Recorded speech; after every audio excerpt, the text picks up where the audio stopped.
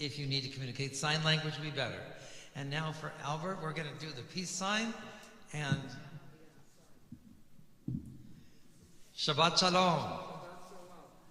My name is Rabbi David Barnett. For those tuning in the first time, we are Congregation Beth Am of Longwood, Florida. And we want to welcome you to our services here this evening. We want to thank those in back there who have been preparing things for us. And we'll have a special treat to announce on that later on this evening here. So we are located in Longwood, Florida, hosted by the very gracious Life Point Church. And we are very grateful to be here. I want to specifically make sure that I thank Albert from the Life Point, who is here and helping us with so many aspects of our technical services this evening. And so Albert, thank you so much. And as a matter of fact, for the first time, you may notice the digital banner at the bottom of the bima here. And I want to thank Albert specially for creating that and for making that part of our display. I'd like to begin continue our services in essence here then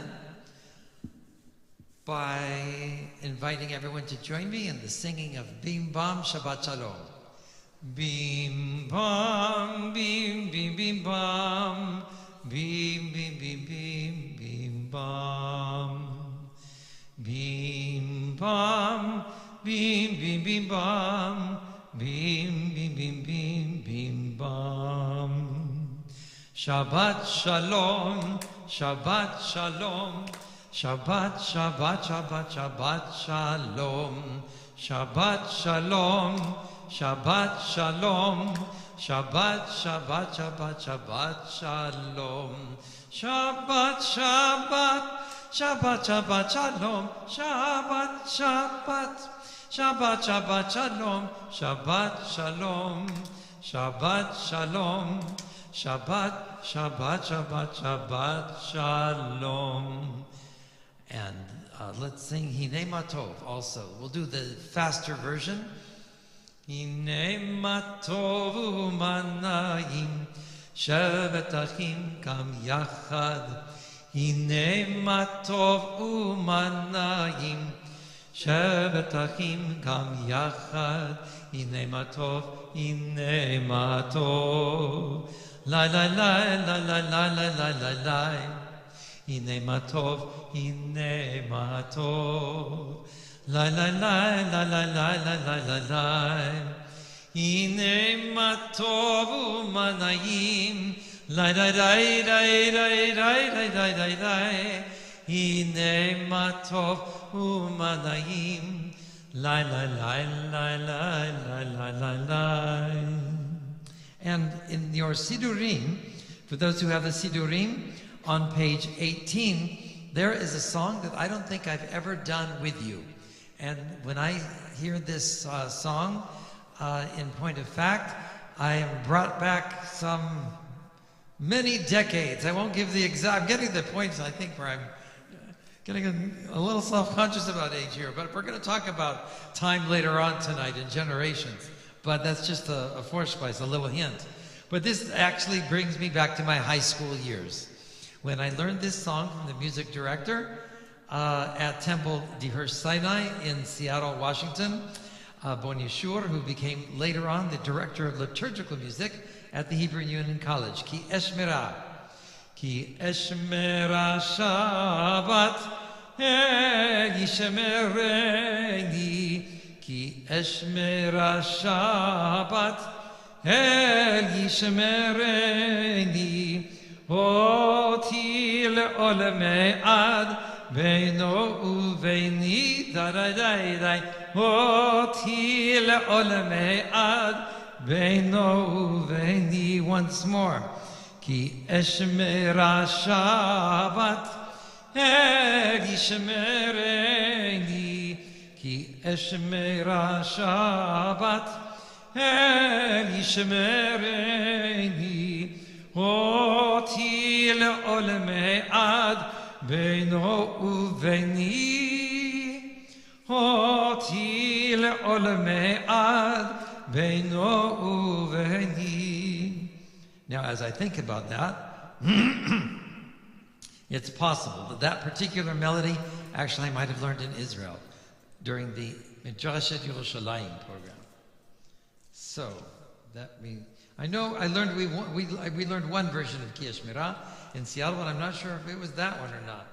To be very honest with you, however, there are some other songs that are very nice, since we're in the back of the book, talking about the ingathering of Jews, V'kara B'tzorenu, and also Ki Mitzion. So let's do Ki Mitzion at the bottom of page 826. Ki Mitzion Tetzei Torah Udvar Hashem miYerushalayim. Ki Mitzion Tetzei Torah Udvar Hashem miYerushalayim. Then it's not in your text here. Baruch Shenatan Torah le'amo Yisrael v'kedushato. Ki mitzion tetzei Torah udvar Hashem miYerushalayim. Ki mitzion tetzei Torah udvar Hashem miYerushalayim. And now we'll invite you to go back to the beginning pages of the Siddur, where we will continue on page 16. Page 16 this evening, welcoming the Shabbat angels, the Sabbath angels. I believe angels are very important. I don't think they're given enough credit. But so many times, I believe that when we need them, they're there for us, often in ways that we may not even realize. So on page 16, Shalom Aleichem. Shalom Aleichem, Malachei Hasharet, Malachei Elyon, Mi Melech, Malachei Hamlochim, HaKadosh Baruch Hu. Bo'echem l'shalom, Malachei HaShalom, Malachei Elyon. Mi Melech, Malachei Amlochim, HaKadosh Baruch Hu. Baruch Hu ni l'shalom, Malachei HaShalom, Malachei Elyon. Mi Melech Malachei Hamlochim, HaKadosh Baruch Hu. Tzeitkhem l'shalom, Malachei HaShalom, Malachei Elyon. Mi Melech Malachei Hamlochim, HaKadosh Baruch Hu. And we continue here with, actually, there is a very beautiful English reading on page 19. And let's read this responsively. To feel your nearness, eternal God, whose temple is the whole world, and whose dwelling place is in the human heart. We know that you are everywhere and that your presence never leaves us. Yet we are thankful for appointed times and chosen places where we come together to turn to you in prayer. Help us to feel your nearness, O God, at this hour and in this place. The week of toil is ended, the day of rest has come, and we pause to reflect on the meaning of our lives. Source of all creation, you have given us the blessings of work, so that by our efforts we may fashion things of use and moments of helpfulness. You have also given us the Shabbat for rest, renewal, and sanctification. May the work of our hands and minds be acceptable to you, O Lord, drawing us ever closer to you in truth and in love. Amen. And now let's turn to page 22 for the chanting of Lechu Neranena. Lechu Neranena, Lechu Neranena, Lechu Neranena l'Adonai. Lechu Neranena, Lechu Neranena, Tzur Yishaynu. Naria, Naria, Tzur Yishaynu, Nekadma Fanav Betodah. Naria, Naria, Tzur Yishaynu, Bizmirot Naria Lo. Lechu Neranena, Lechu Neranena, Lechu Neranena l'Adonai. Lechu Neranena, Lechu Neranena, Lechu Neranena l'Adonai. And we'll take a moment individually to look at some of the lines in between on page 22 and 23.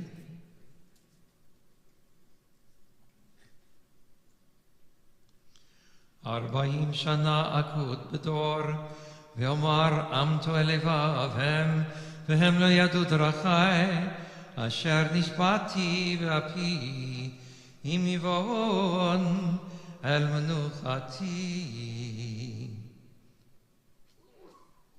And Livriot on page 27. Let's continue reading responsively. We've had a request to incorporate just a little bit more English in our services, so I want to be responsive to that, especially for our Friday evening service. Responsively then, for Psalm 97 on page 27. The Lord reigns, let the earth rejoice, let the many islands be glad. Clouds and darkness surround God. Righteousness and justice are the foundation of God's throne. Fire goes before the Lord, and it consumes adversaries on all sides. God's lightnings illumine the world. The earth beholds and trembles. The mountains melt like wax before the Lord of all the earth. The heavens proclaim God's victory. Nations bear witness to God's majesty. Ashamed to be they who boastfully worship idols. Prostrate yourselves before the Lord, all you gods. Zion has heard and rejoiced. The cities of Judah have exulted because of your judgments, O Lord. For you, O Lord, are supreme over all the earth. You are far exalted above all gods. Though you who love the Lord hate evil, God protects the faithful and rescues them from the wicked. Light is sown for the righteous and joy for the upright in heart. Exalt in the Lord, O you righteous, and give thanks to God's holy name. Zarur latzadik, uyelish chaylev simcha, simchu tzadikim b'Adonai, v'odu lezecher kodsho. And on page 31, let's continue reading Psalm 99 responsively here. The Lord reigns, let the nations tremble. The Lord sits in judgment, let the earth quake. God's greatness is proclaimed in Zion and is exalted by all peoples. They praise your name, O great and revered God, for it is indeed holy. O mighty sovereign who loves justice, you have established your world on equity. You have dealt with us in justice and righteousness.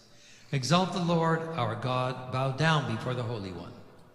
When Moses, Aaron, and Samuel called to the Lord, God answered both priest and prophet, speaking to them from a pillar of cloud, for they kept God's statutes and the law God gave them. O Lord our God, you answered them. Though you punished their misdeeds, you forgave them when they repented. Exalt the Lord our God and worship at God's holy mountain, for the Lord our God is holy. And we have the fun opportunity now on page 30 to sing Romemu at the bottom of the page in Hebrew.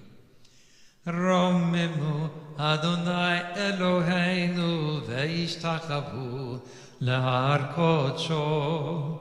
Romemu Adonai Eloheinu ve'ishtachavu lehar kodsho. Ki kadosh Adonai Eloheinu romemu. Adam's family again. Ki Ki kadosh Adonai Eloheinu romemu Adonai Eloheinu veishtachavu lehar kodsho romemu Adonai Eloheinu veishtachavu lehar kodsho. And at this time, we're going to invite you to turn a few pages ahead here, where we turn to page 38 for the chanting of Lecha Dodi. And we'll do the first two stanzas, and then the final two stanzas, and there'll be an announcement on the final one. Page 38. Lecha Dodi likrat kala, pnei Shabbat nekabela. Lecha Dodi likrat kala, pnei Shabbat nekabela. Shamor v'zachor b'dibur echad, yishme'anu elam yuchad, Adonai echad u'shemo echad, l'shem u'letiferet v'litila. Lecha Dodi likrat kala, pnei Shabbat nekabela. Likrat Shabbat lechu v'nelcha, ki makor habracha merosh mikedem nesucha. Sof ma'aseh b'machshavat hila. Lecha Dodi likrat kala, pnei Shabbat nekabela. Page 40. Yamin usmol tiferotzi, ve'et Adonai taritzi, al yad ish ben partzi, ve'nismecha v'nagila. Lecha Dodi likrat kala, pnei Shabbat nekabela. Now, there are sometimes when we rise and face the eastern wall, for example, when we do the Baruch Hu and when we have the Amidah. Now, at this time, we're going to rise and really face the entrance of the synagogue here. It just sort of happens that it's in an eastward direction by coincidence. But for this, we really welcome the Sabbath queen coming in, and she comes in, of course, with a heralded entrance at the entrance of the synagogue. Boi v'shalom. Boi v'shalom ateret bala, gam v'simcha v'tzola, tochei munei am segula. Boi chala, lecha Dodi likrat kala, pnei Shabbat nekabela. And please be seated. Let's recite the words of the Sabbath Psalm, which is Psalm 92. That's found on page 43. And let's do this responsively here in English. It is good to thank you, O Lord, to sing praises to your exalted name.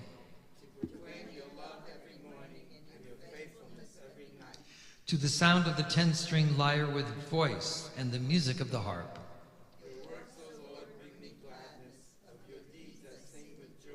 How great are your deeds, O Lord, how profound are your designs.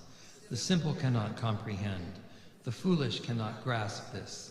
Though the wicked may thrive like grass, and doers of evil seem to flourish, yet doom is sure to come, ultimate triumph. Those who oppose you will perish, the workers of iniquity will be routed. You have given me extraordinary power. I am like one who has been anointed. I see the defeat of my foes, I hear the doom of my enemies. The righteous will flourish like the palm tree. They will thrive like the cedar of Lebanon. Planted in the house of the Lord, they will flourish in the courts of our God. Even in an old age, they will bear fruit, retaining their vigor and their strength, proclaiming that the Lord is just, my rock, in whom there is no unrighteousness.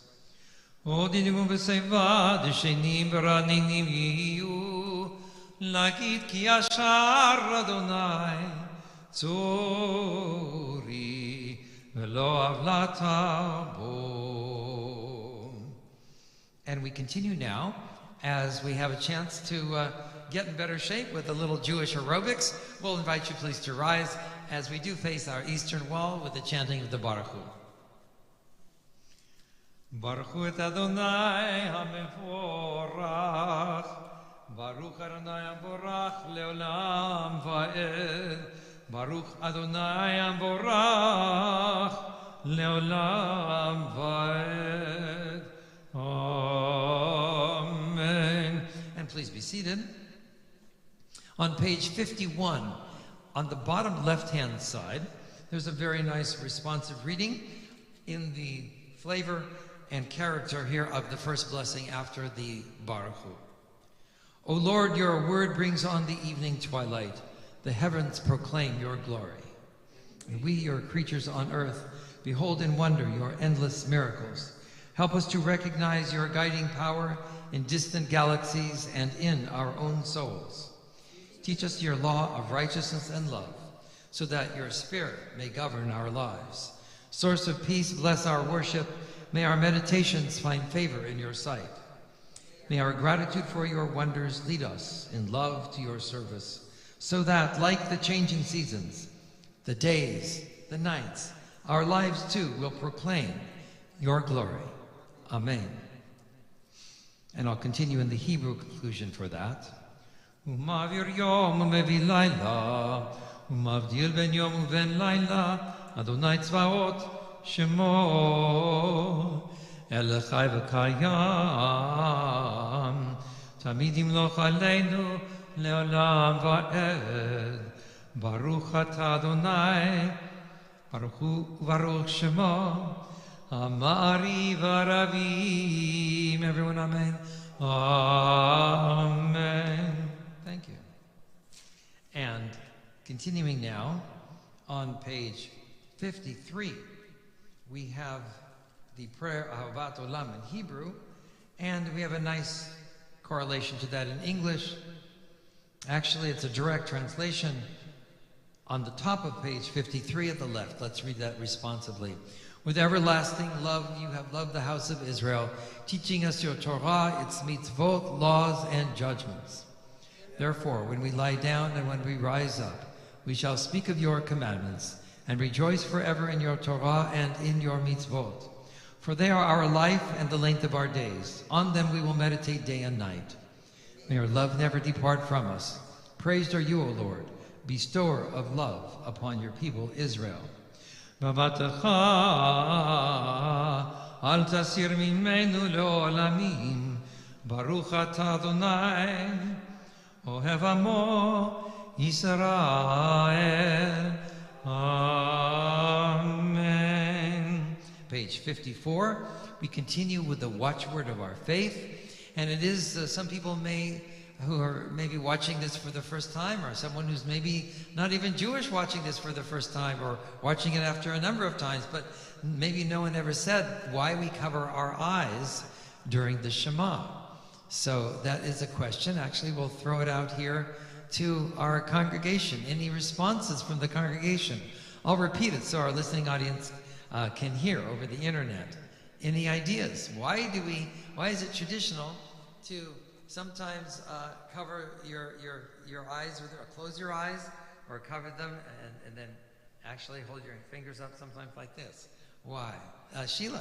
Could it be so that you're focused and you're just... Absolutely, that's correct. She asked, could it be so that you focus? And that's entirely correct. The rabbis want us to focus entirely without distraction on the unity, the concept of what we're saying, the unity of God. To hear that we are supposed to internalize this not only externally, but with our inner ears, our inner voices, our inner hearing, and recognizing that the Lord our God, the Lord is in fact one. And now the second part of the question, why sometimes is there a custom? This is a little trickier, to hold your face like, your fingers like this, so that you have like 3 fingers sticking up there like that. Does anybody know that? No one? Going once. Going twice for a lollipop answer. I don't know what the Jewish Hamantashen. I don't know. Early Hamantashen. I'm thinking of Purim already. Okay, let me share with you. You all will have definitely the feeling that you've learned something then tonight. So let me give you a big clue for those in my Hebrew class. When you hold these two fingers down like this, and then, and you hold this letter up like, you hold the three fingers up like this, what letter does it remind you of in the Hebrew alphabet? The Shin, that's correct. Now comes, so what is significant about the Shin? The Shema, that is correct. The word Shema does begin with the letter Shin. But there's also another special word that begins with the letter Shin that is indirectly incorporated. When I say indirectly, you'll know why in just a moment. Yes, Morris said Shaddai. It is one of the early names for God, El Shaddai. One of the early names for God. And so there's an intrinsic symbolism here then, that it's the Shin that stands for God's name himself, God's name.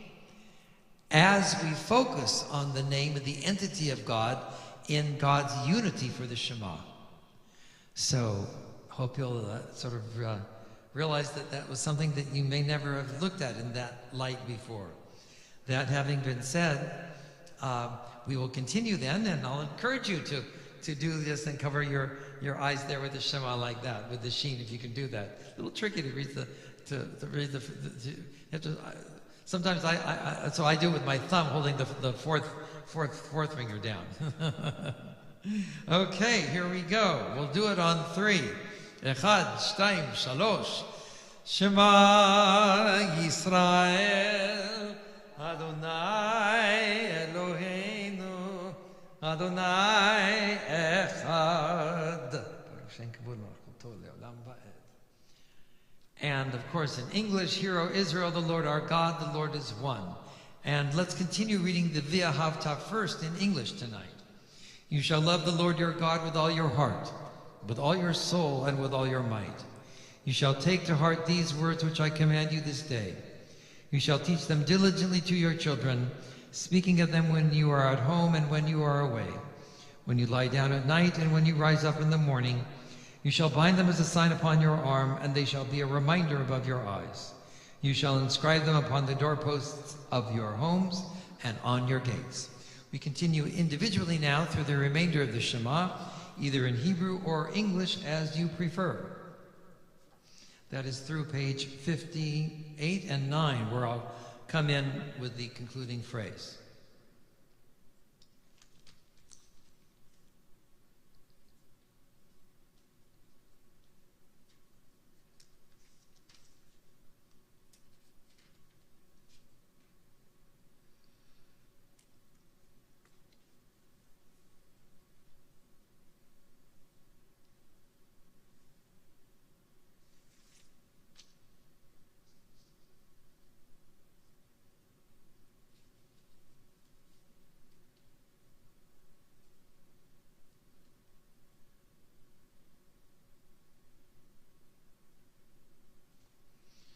On page 58, L'ma'an tizkaru v'asitem et kol mitzvotai, v'yitem kedushim le'eloheichem, ani Adonai Eloheichem, asher hotzaiti etchem me'eretz Mitzrayim le'od lachem le'elohim, ani Adonai Eloheichem, Adonai Eloheichem, Amen. And we continue page 61. Page 61 responsively in English through the middle of the page. True and certain it is that there is one God, incomparable, and that we, the household of Israel, are God's people.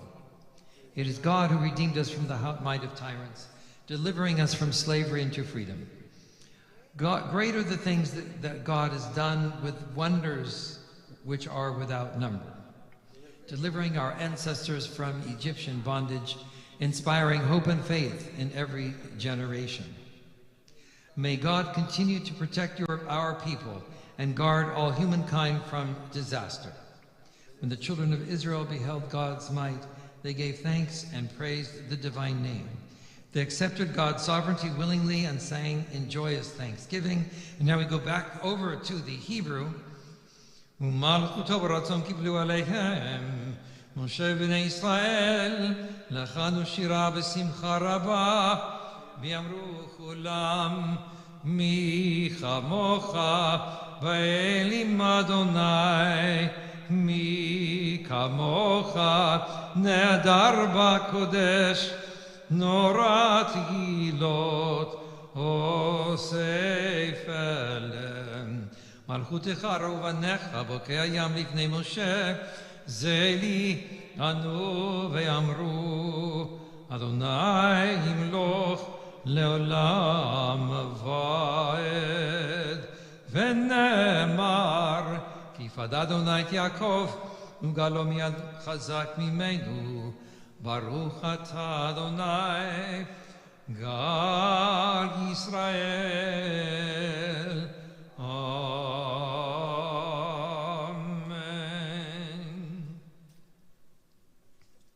There are some very beautiful readings on page 62 and 63. Let's read the one entitled Your Tabernacle of Peace, found on page 62. At the bottom of page 62, let's read this responsively. Spread your tabernacle of peace, O Lord, over us and our people, we pray. Bless all who are tonight in our prayers and all who should be in our thoughts. To the sick and the suffering, we send your hope. To the forgotten and the lonely, send your love. To the confused and the distressed, send your light. To the weary and the wronged, send renewed strength. To the pursuers of justice, send wisdom and faith. To the seekers of peace, send unwavering resolve. To Jerusalem and its people, send tranquility and joy. To the world tonight, send the blessings of peace. Amen. ופרוס עלינו סוכת שלומך, ברוך אתה אדוני, הפורס סוכת שלום עלינו ועל כל עמו ישראל, ועל ירושלים. Amen. And on page 64, we'll continue with the Vishamru prayer. ושמרו בני ישראל את השבת לעשות את השבת לדורותם ברית עולם ושמרו בני ישראל את השבת לעשות את השבת לדורותם ברית עולם. ביני ובין בני ישראל אותי לעולם, אותי לעולם, אותי לעולם. ושמרו בני ישראל את השבת לעשות את השבת לדורותם ברית עולם. כי 6 ימים עשה אדוני את השמיים ואת הארץ ושמרו בני ישראל את השבת לעשות את השבת לדורותם ברית עולם. וביום השביעי שבת וינפש, שבת וינפש, שבת וינפש. ושמרו בני ישראל את השבת לעשות את השבת לדורותם ברית עולם. And at this time we'll continue with the Reader's Kaddish, page 66, which will then lead into our Amidah, continuing on page 69, and then going really through the conclusion of the Amidah with the final prayer on page 76. And since as I have often taught, in ancient times, the sacrifice that was made in the evening was an optional one. That's why then we don't do the evening prayer communally, but we just do it individually. However, on Shabbat there's a little shift of things, and that is that there is a paragraph, the Magen Avot, which I've talked with you about before, which really summarizes the Amidah as a special Shabbat treat, and it does so very artfully.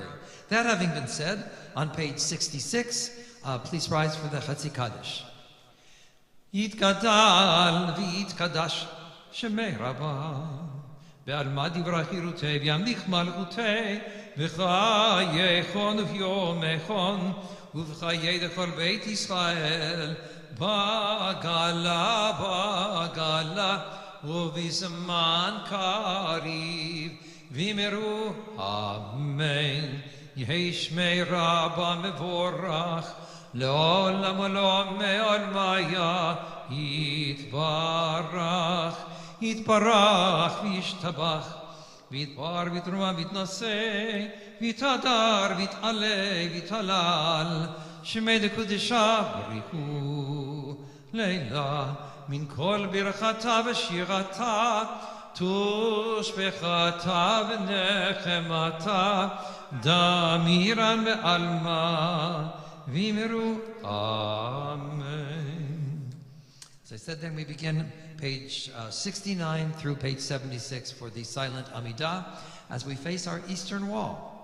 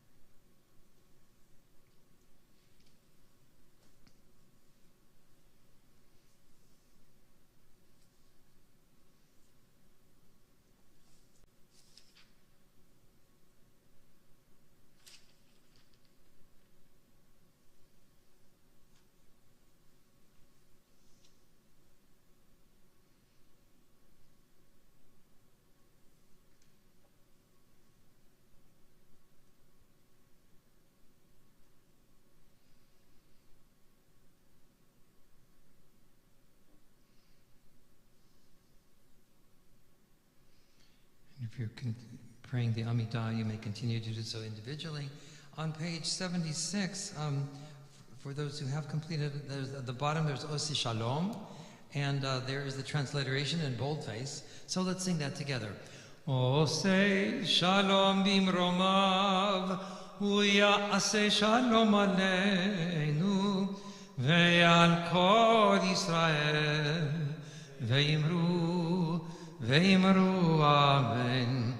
Ya'aseh Shalom, Ya'aseh Shalom, Shalom aleinu, ve'al kol Yisrael, Ya'aseh Shalom, Ya'aseh Shalom, Shalom aleinu, ve'al kol Yisrael. Ya'aseh Shalom, Ya'aseh Shalom, Shalom aleinu, ve'al kol Yisrael. Ya'aseh Shalom, Ya'aseh Shalom, Shalom aleinu, ve'al kol Yisrael. And we continue. Amen. On page 80, we'll continue with the Vayachulu.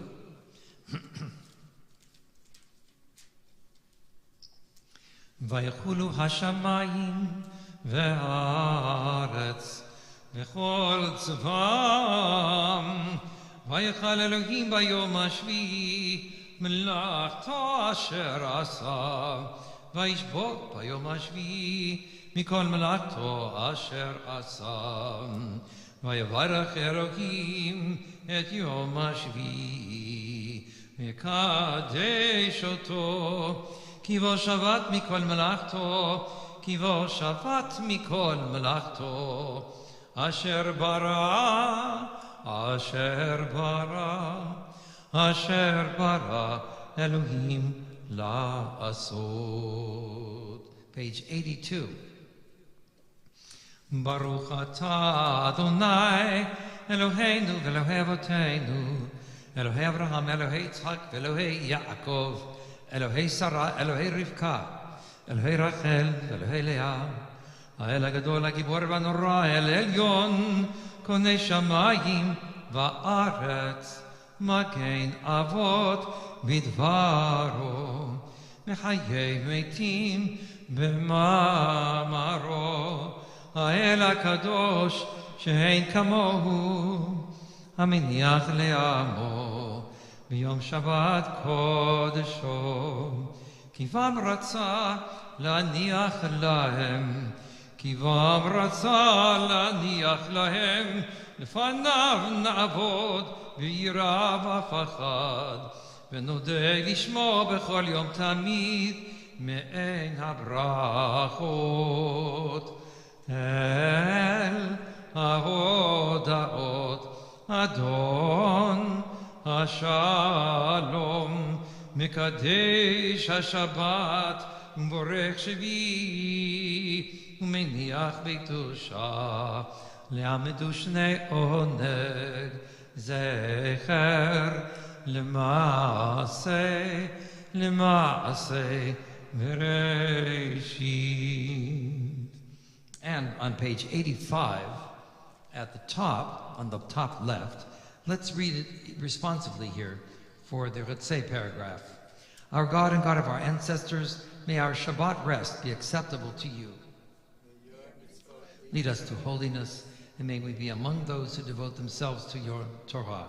May we find contentment in your blessings and joy in your sustaining power. Purify our hearts to serve you in truth, and help us to enjoy and love and favor the heritage of your holy Shabbat. May your people Israel, who sanctify your name, find true rest on this day. Praised are you, O Lord, who sanctifies the Shabbat. And on page 86, I'll continue with the Reader's Kaddish.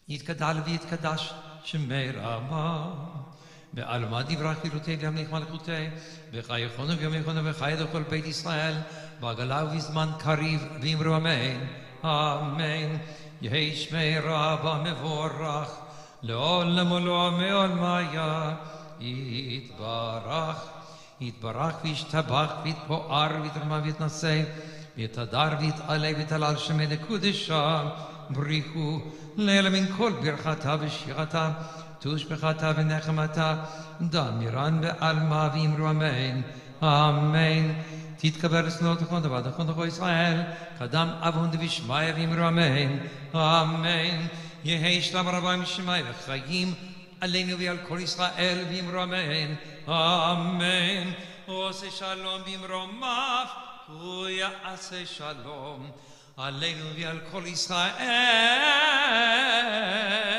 ואמרו אמן amen.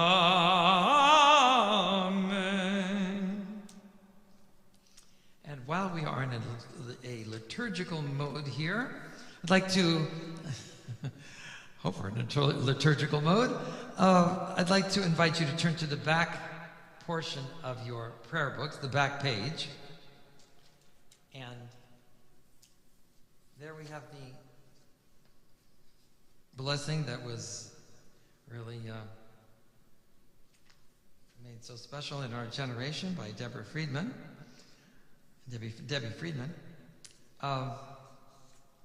And so, as is our custom, I will chant the first, lead us in the first line, or the first stanza, and then I'd like to invite, I'll read the list of those that we're saying prayers for, and then invite any others that you'd other names you'd like to add. So, let me get that here. And I want to thank Lois for printing out this so nicely. Forming here for us here this evening. Mi sheberach avotenu mekor habracha limotenu. May the source of strength bless the ones before us. Help us find the courage to make our lives a blessing, and let us say, Amen.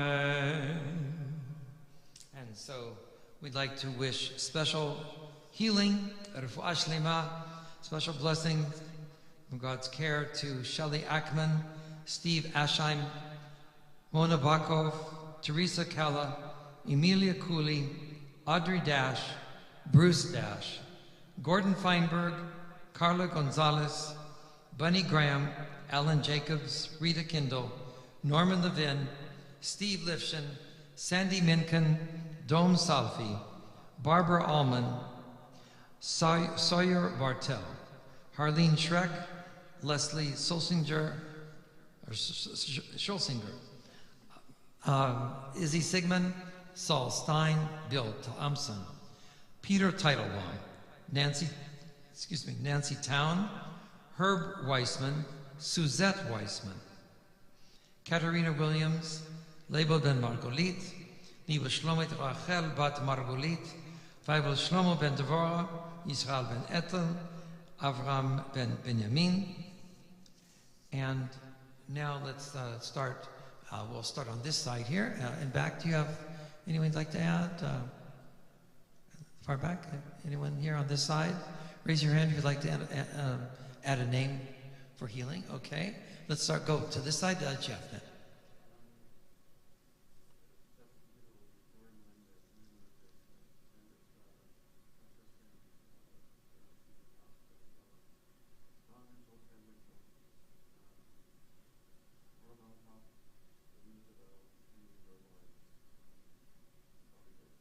Thank you. And then, did I see your hand up, Tom? No. Okay. Anyone else here? Michelle. Thank you. Okay. And then Sheila? Judy Ayers, Lawrence Goldstein. Okay. Shana Rash. Oh, thank you. And Morris, did you have anyone else? No. Okay. And then I'm going to add Rochel bat Leah, Devorah bat Yosefina, Devorah Sarah bat Yosefina, and Yehuda ben Tzvi. And now let's continue with the second stanza. Mi sheberach imotenu, mekor habracha lavotenu. Bless those in need of healing. with refuah shlema, the renewal of body, the renewal of spirit, and let us say, Amen.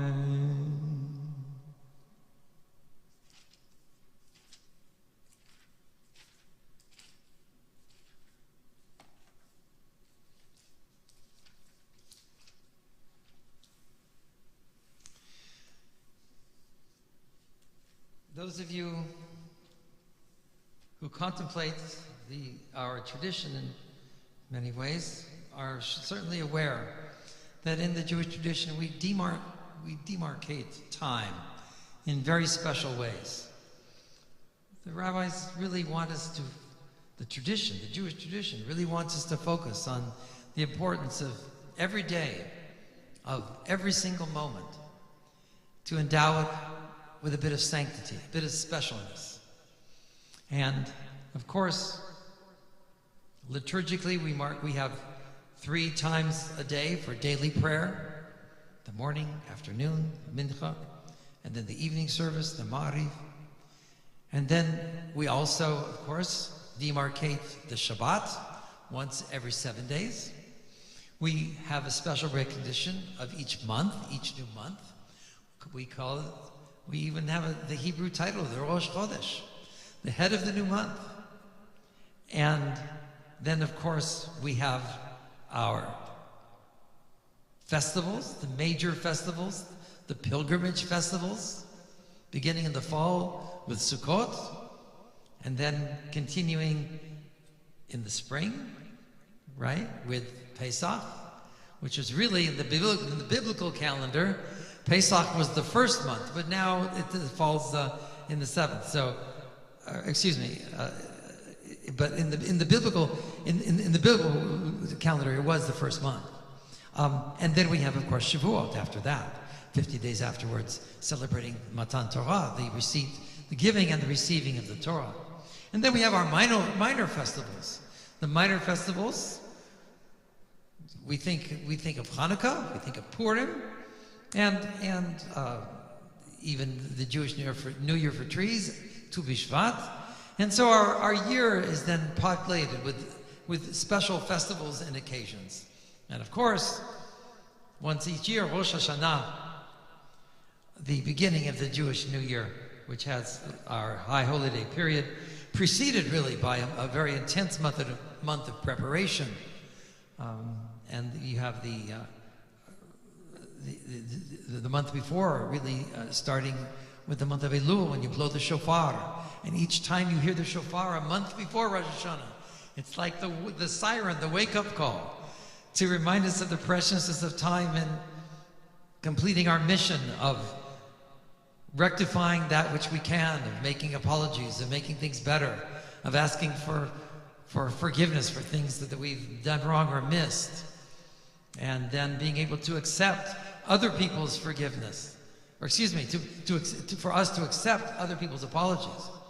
And so that's very significant.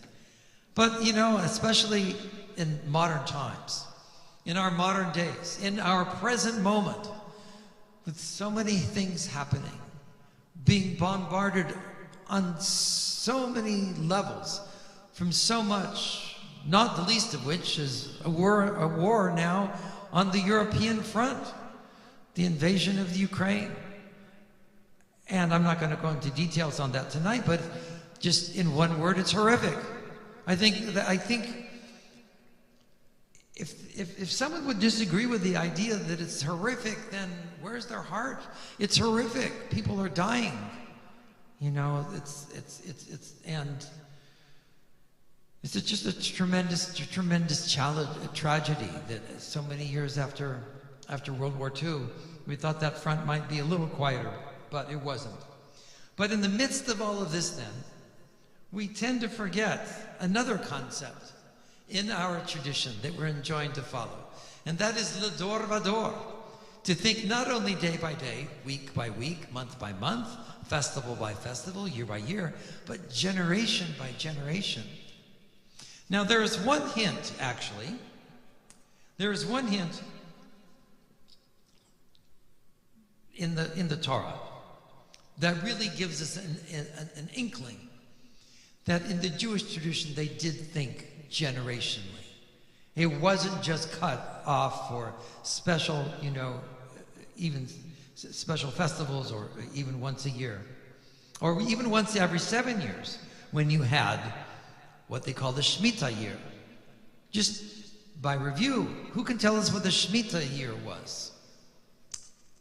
Any, Sheila? Isn't that the year where they have to give all the grain that falls on the floor to the poor people? You're not. The Shemitah year is a year of rest for the land. Remember, this was an agricultural society, and it was a year where they would allow the lands to lie fallow, which we know from modern science is very healthy for the lands.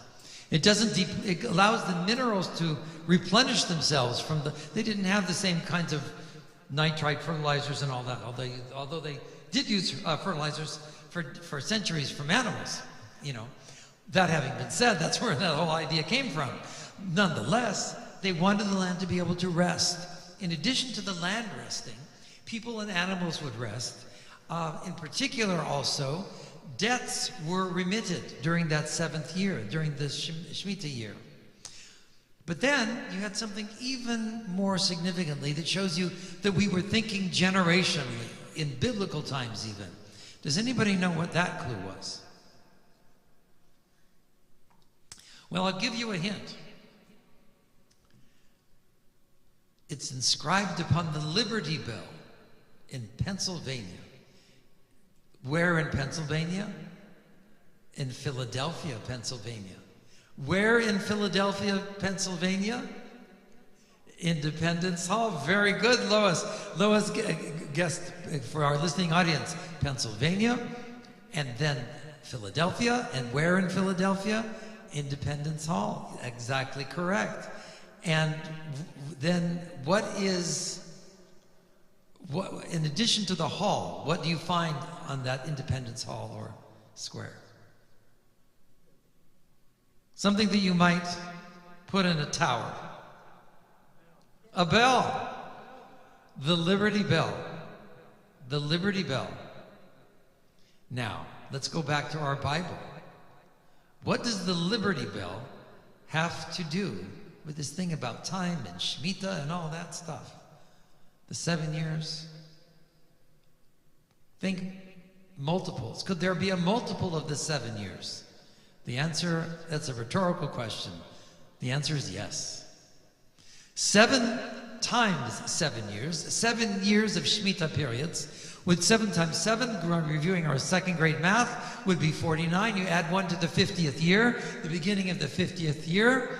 What happens? Let's see if anyone can. I'll say it first in Hebrew. Ukatem dror lechol yoshvei haaretz. What does that mean? The word, you shall proclaim liberty to the land, throughout the land, to all the inhabitants thereof. Ukatem dror ba'aretz lechol yoshvei. And that proclamation, you shall proclaim liberty throughout the land to all the inhabitants thereof, is inscribed on the Liberty Bell itself. In Constitutional or Independence Hall there in Philadelphia, Pennsylvania. How many have ever seen the Liberty Bell? Actually seen it in person? Good, good. It's very special, isn't it? To think of that, to think of the Liberty Bell. Now, when we think generationally, recently I was given an article here by, it's found on the internet, by Michael T. Robinson. And as time has passed, we tend to forget about some of the generational aspects of things. But indeed, and of course these differ by culture. But I'd like to go sort of work backwards from the names that some of the generations have been given here. And it's quite interesting. The most recent generation is the generation, it's called Gen Alpha, or Alpha. And I guess the next one's going to be Beth. I guess they're going to start all over. But those are, and there's a footnote in the article that says that basically there's a little overlap in these, that in the fine print and the fine footnotes they say why according to census data and things like that. But the alpha generation, very young. And this chart that they have, the youngest age today would be age 1. The oldest would be age 9. So those are those born between the years 2013 and 2025.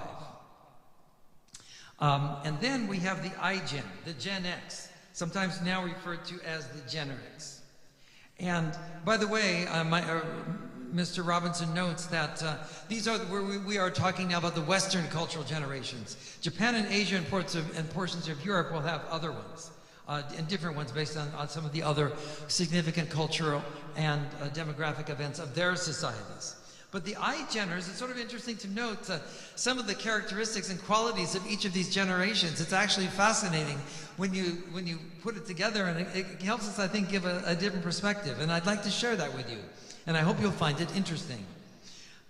According to this, the iGeners are much more tolerant of others, of different cultures. Now, the iGeners, who are the iGeners? The iGeners were born between 1995 and 2012. So they are the ones, even though the term millennial, you might think that the millennial meant those who were like right in the millennium period, you know, when 2000 came. That's not really true. The millennial generation was before, from 1980 to 1990 before. So this is the generation after the millennials now we're talking about, called iGen or Gen Z. And for the most part, they're more tolerant of others, different cultures, sexual orientation, race. Did our sound just go off? Oh. Well, I'll do my best to. And I heard a fan or something go off too. I wonder if the electricity. We have Greg still there. I think he'll take care of the problem, God willing. I said Greg. I meant Albert.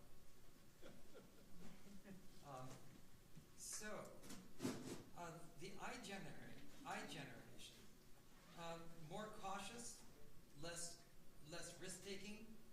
It's found that less drinking and drug-taking in high school, less likely to go to church, interestingly enough, and more likely to think for themselves and not believe authority figures in church or government. Oh, it could be a battery problem.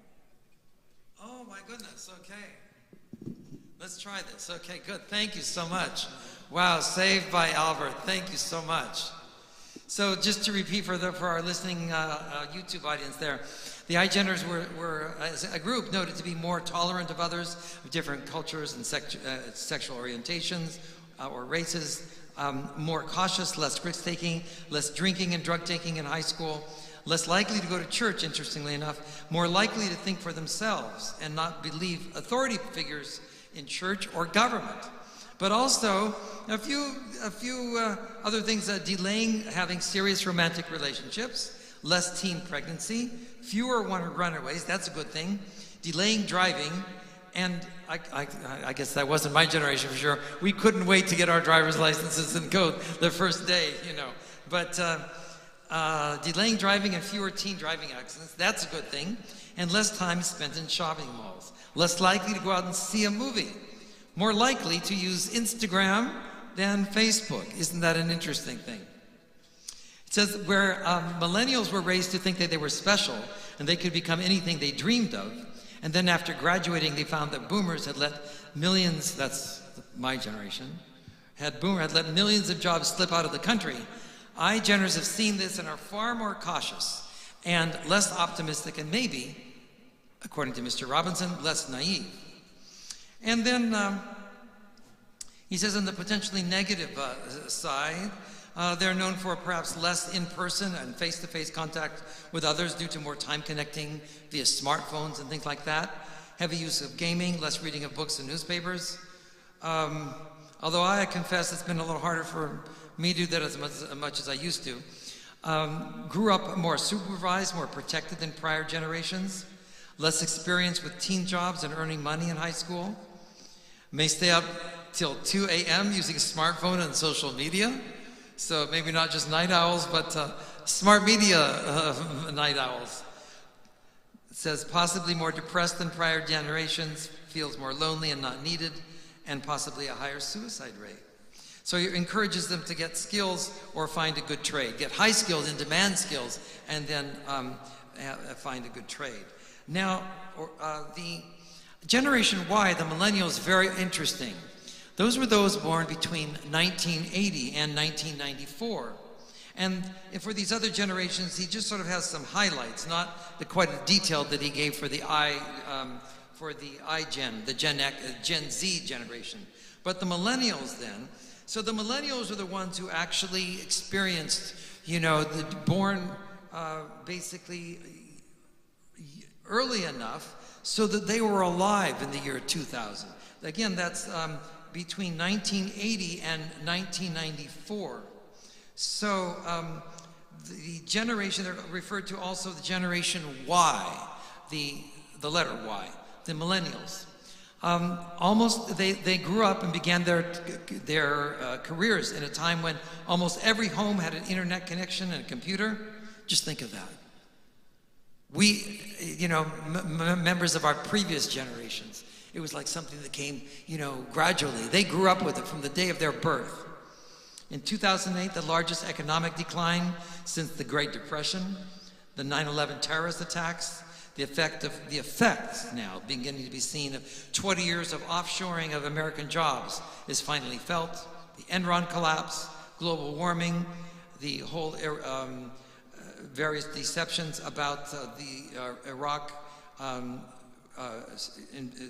situation, leading to the subsequent invasion and occupation of Iraq. The explosive growth in online companies such as Google, Facebook, Salesforce.com, LinkedIn, eBay, and PayPal. And a revolution truly in the way we work, including widespread acceptance of flex time, work from home, and freelancing. All that happened in their generation. And so there's the generation before that. I'm going to move on. I guess I don't know exactly how it's pronounced because it's the letter X in front. So Zennials or Xennials, I'm not sure. The cohort of those is composed of the oldest millennials. It's sort of a crossover generation. Now, what were their years? Their years were 1975 to 1985. So basically, they are more like the preceding Gen X than they are like millennials. So that's the Gen Y. Now, according to Wikipedia, the next generation going backwards in time was Gen X, the baby bust. They were called the Generation Bust because their birth rate was vastly smaller than the preceding baby boomers. So they were the first generation. Again, so let's review the baby bust generation, Generation X. So there's 1965 to 1979. They were the first generation to experience the highest level of education in the U.S. to date. The 1976 Arab oil debacle, how many remember that? 1979, amazing inflation, gas, and the first gas shortages in the United States. Does it ring a bell now? Do you remember, how many, by a show of hands, remember the long gas lines? I mean, like a block gas lines, spending an hour to get gas. It was like a major outing. I hope we don't see that again. The price of gold soaring to $1,000 per ounce for the first time. The fall of the Berlin Wall and the splitting apart of the Soviet Union. So let's review here again. This is the Gen X, 1965 to 79. So the splitting of the Soviet Union. We have consequences of that today, but think of, for those who were alive at that time, think of Gorbachev, right? Think of Gorbachev and this whole thing of, what is the Russian word? Help me out, someone. Perestroika. It was going to be the new age of understanding, the new age of warmer relationships between East and West. Perestroika. It was hopeful for its time. Unfortunately, we've gone, in some ways, tragically backwards. MTV and the rise of disco. Gosh, the disco, wow. China's momentary flirtation with personal freedom and the tragedy of Tiananmen Square. And of course, for those who are young and don't remember Tiananmen Square, it was a generation, it was a large protest in China, and it was a massacre. They brought tanks in, much as they brought tanks in to run over people and shoot people. It was something that was painful. It was really, to this day in the Chinese psyche. It was so painful that on the governmental level, the Chinese government banned any discussion of it, or really free press about it, and many other consequences. But it was very, very horrific. So again, we're dealing Generation X, 1965 to 79, fighting the first Gulf War. The first Gulf War, Saddam Hussein. NAFTA, where President Bill Clinton paves the way to give away millions of American jobs. I guess that was maybe a bit of a, well, that's what he said. So now the baby boomers, let's go for that. That was a big one, a huge one. Between 1946 and 1964. Between 1946, of course, you remember, 1945 was the end of World War II, exactly, the end of World War II. So as soon as they went, they had seen war, they had seen bloodshed. My own father, Alav Shalom included. They were serious. They came back and wanted to have, they saw many people died right next to them. They wanted to start families and have children, and that they did. Baby boomers are defined as being from the huge population increase that followed World War II and the Great Depression. They grew up in a time of prosperity and in an absence of wars. They were the flower children taking LSD and protesting the war in Vietnam. Unlike their parents who grew up during the Great Depression, boomers became the great consumers. They became famous for spending every dollar they earned. This was the first Western generation to grow up with 2 cars in every garage and a chicken in every pot. Baby boomers' spending and consumerism has fueled the world economies. So true. The baby boomers fought for environmental protection. The baby boomers were the first generation to experience a time of unparalleled national optimism and prosperity. The Cold War, fear of a nuclear attack from Russia, bomb shelters, and hiding under a desk at school. Do you remember that? Anybody remember that? What a joke. The assassination, this was not a joke, of President John F. Kennedy. For those who did learn, it was a big thing. For those who did live during those years, most people, a very high percentage, remember exactly where they were at the moment that was announced. Then later on, the assassination of Martin Luther King. We also saw, that generation also saw the assassination of Robert F. Kennedy. The confidence building from putting a man on the moon, the incredible waste and destruction of the war in Vietnam, the civil rights movement. So much happened for that. Now, interesting, the silent generation. Those were those born between 1925 and 1945. So primarily, they were too young to have fought in World War II. A few might have. If they enlisted when they were 18, or even some went over when they were, at that time, maybe snuck in at the age of 17. It did happen, but basically that was the Korean War generation, the silent generation. Those that were born during the Great Depression, their parents were mostly of the lost generation, which comes up next. So I just want to make sure that I am correct, between 1925 and 45. They grew up expecting a hard life. This was the era when a Christmas present might be an orange or a full meal.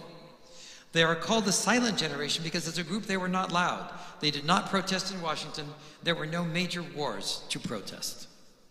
And then born between 1910 and 1924, those of the greatest generation, it's called the greatest generation, grew up during the Great Depression and probably fought in World War II. They are known also as the G.I. Joe generation. They are the parents of the baby boomers. They were my parents' parents. Well, let me review that. Yes, that's true. That's true. They were named the greatest generation by Tom Brokaw, the famous news broadcaster. Brokaw said that they were the greatest because they fought for what was right rather than fighting for selfish reasons. They certainly made great sacrifices, fighting to protect people in other countries from the likes of Hitler, Mussolini, the Japanese kamikaze suicide bombers, and other things. And it says, his note is, makes one wonder what they might call those, what they will call those bankers and insurance company executives who fought only for personal gains, thus creating the 2007-9 financial collapse. But that was his note. Now, he doesn't in this particular article go on to say too much about the previous generations that are named, but for the sake of completeness, I just want to mention them. So the interbellum generation was born between the years 1901 to 1913. So basically, think of World War I as being 1914 to 17. So, they experienced that period between the First and Second World Wars as they were growing up into maturity. And then the lost generation, I'm not sure why they call it lost, the generation of 1914, well, I guess maybe since so many died in that war, but the lost generation, the birth started in 1890 and ended in 1915. So the oldest today would be 132 from that lost generation. The youngest would be 107.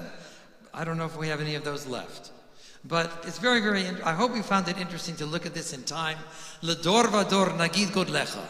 That, to bring it back to the Jewish context. Each and every generation, nonetheless, we can nagid godlecha, we can celebrate the greatness of God and hope that God's protection, along with those of the Sabbath angels, will be with us at all times and in all places. Amen. And now we have a happy moment that I would like to mention here. And that is, we are starting the custom here of mentioning and having celebrations for birthdays held in our congregation this month.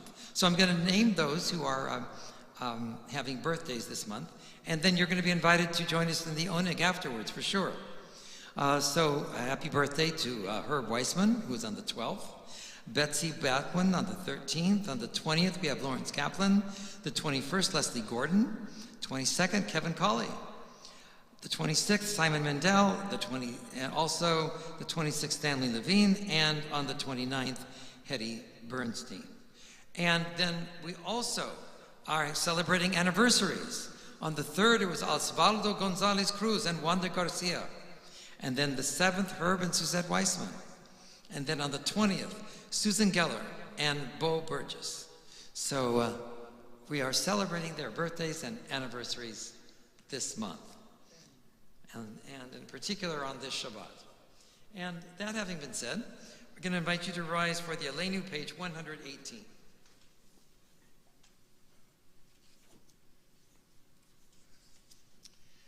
Aleinu l'shabeach l'adon hakol, לתת גדולה ליוצר בראשית, שלא עשנו כגויי הארצות, ולא שמנו כמשפחות האדמה, שלא שם חלקנו כהם, וגורלנו ככל המונם, ואנחנו קוראים ומשתחווים ומודים לפני מלך מלכי המלכים, הקדוש ברוך הוא, שהוא נוטה שמיים ויוסד הארץ, ומשב יקרו בשמיים ממעל, ושכינתו זו בגבי מרומים, הוא אלוהינו אין עוד, אמת מלכנו אפס זולתו, ככתוב בתורתו, ודעת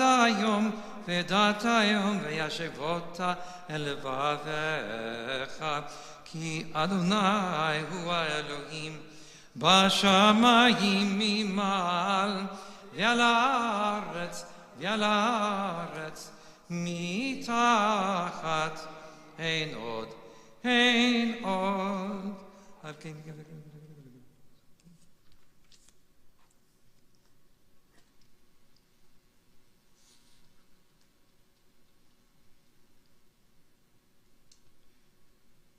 ככתוב בתורתך, אדוני ימלוך לעולם ועד, ונאמר, והיה אדוני למלך על כל הארץ, ביום ההוא יהיה אדוני אחד, ושמו אחד. And please be seated. On a somewhat sadder note, then we nonetheless commemorate the Yortzeiten on this Shabbat of Larry Gilbraith, husband of Nancy Gilbraith, Carlos Rodriguez, friend of Osvaldo Gonzalez and Wanda Garcia, Gertrude Allman, grandmother of Greg Allman, Irene M. Berman, sister of Carolyn Kaplan, and Seema Levine. Did I pronounce that correctly? Seema Levine, a mother of Stanley Levine. So for those reciting Kaddish, please rise and join me at this time. Yitkadal v'yitkadash Hashem Rabbah. Be'alma divra chirutei v'yamlich malchutei v'chayechon v'yomechon uv'chayei dechol Beit Yisrael ba'agala uv'izman kariv v'imru amen. Yehei Shmei Rabbah mevorach le'olam u'lemei almaya. Yitbarach v'yishtabach v'yitpo'ar v'yitromam v'yitnosei. V'yitadar v'yit'aleh v'yit'halal shemei dekudesha b'richu. Le'ela min kol birchata v'shirata. Tushbechata v'nechemata da'amiran be'alma v'yimru amen. Yehei shlam rabba min shemaya v'chayim aleinu v'al kol Yisrael v'yimru amen. Oseh shalom b'imromav huya aseh shalom aleinu v'al kol Yisrael v'yimru amen. May God grant comfort to all of us who mourn, and may the memory of those for whom we mourn remain among us as a loving, living, and inspiring benediction. And we can say, Amen.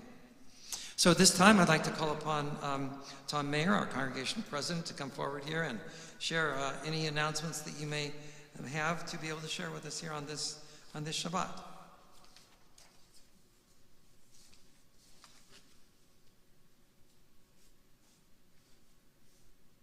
Shabbat Shalom, good Shabbos. Welcome everyone. Thank you, Rabbi, very much for leading us in services tonight. It was beautiful.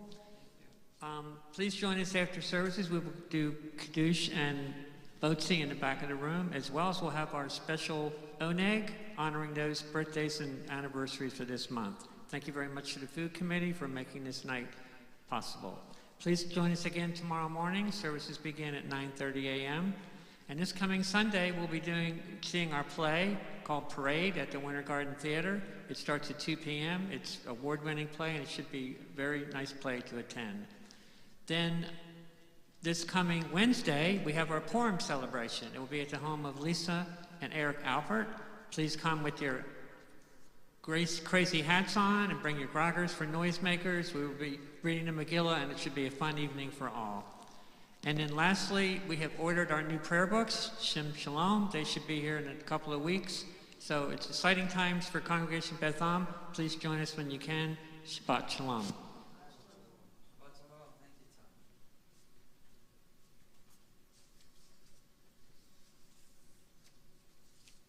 And at this time, I'd like to invite all of you, please, to turn in your prayer books to the concluding hymn on page 126, which is Yigdal. And so we will sing that now at this time. What we'll do is we'll do the first stanza, and then the last one here this evening. Yigdal Elohim Chai v'yishtapach נמצא ואין עת אל מציאותו, אחד ואין יחיד כייחודו, נעלם וגם אין סוף לאחדותו. גומל לאיש חסד כמפעלו, נותן לרשע כרישתו, ישלח לקץ ימין משיחנו, לפתות מחכה קץ ישועתו. מתים יחיה אל ברוב חסדו, ברוך עדי עד שם תהילתו. מתים יחיה אל ברוב חסדו, ברוך עדי עד שם תהילתו. שבת שלום.